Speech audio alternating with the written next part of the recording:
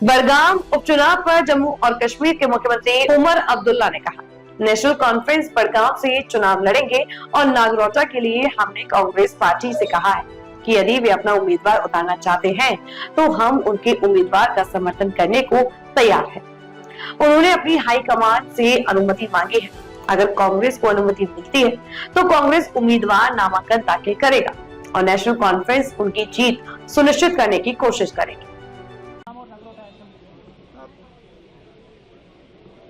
अभी है टाइम ना, 2-3 दिन है। बड़गाम नेशनल कॉन्फ्रेंस लड़ेगी।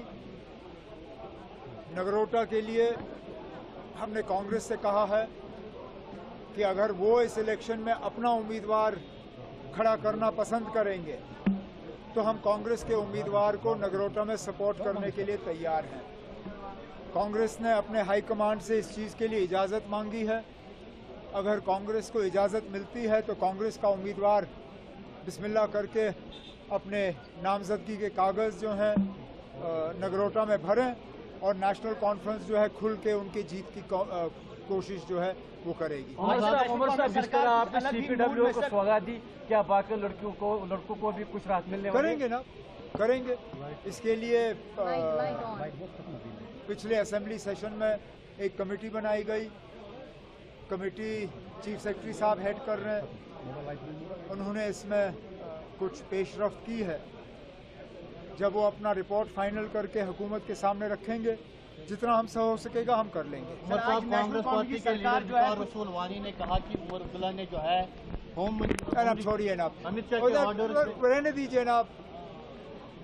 मुझे आप जो शख्स अपनी कॉन्स्टिट्यूएंसी से तीसरे नंबर पे आया, उस शख्स के बारे में आप मेरा क्यों वक्त जाया कर रहे हो ना? सर, आज नेशनल कांग्रेस सरकार 1 साल के बाद कुछ अलग मूड में दिख रही थी। क्या दिल्ली और जम्मू कश्मीर की दूरियां कुछ दूर होते नजर आ रही है? स्टेटहुड आ जाए तो जरूर वो दूरियां खत्म हो जाएंगी, लेकिन जब तक हमें स्टेटहुड से महरूम रखा जाता है,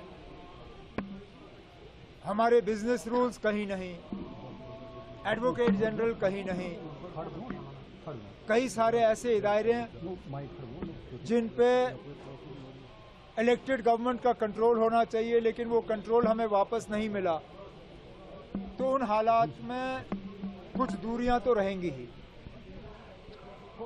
अब उम्मीद करते हैं कि पहले साल में इन दूरियों को जो है ठीक नहीं किया गया। चलिए, कम से कम दूसरे साल में हो तो अच्छी बात होगी।